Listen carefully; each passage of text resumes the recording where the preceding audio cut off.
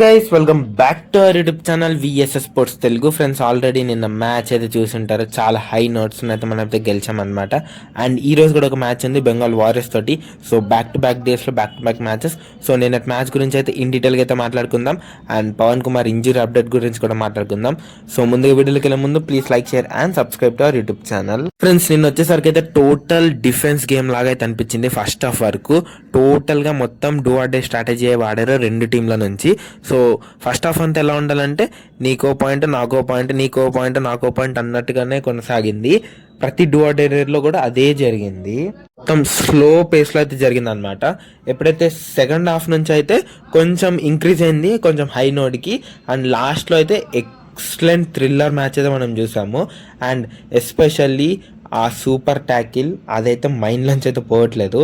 ఎందుకంటే ఒక రైడర్ ఆ సూపర్ ట్యాకిల్ చేయలేం. అండ్ దాంతో అయితే మనం మ్యాచ్ అయితే గెలిచామన్నమాట. అండ్ లాస్ట్లో కూడా ఈజీగానే బాక్ లైన్ అయితే దాటుకొని వచ్చేసరికి అయితే మనం ఎక్సలెంట్గా డిఫెన్స్ అయితే మళ్ళీ మంచిగా కుదిరింది. అండ్ చాలా మంచిగా అయితే ట్యాకిల్స్ అయితే చేశారు.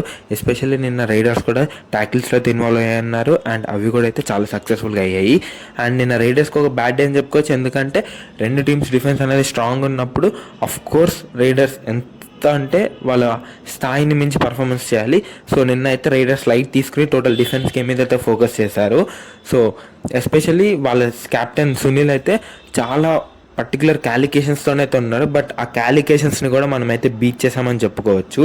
సో నిన్న జరిగిన మ్యాచ్ గురించి మీరేమనుకుంటున్నారో కామెంట్ చేసేయండి.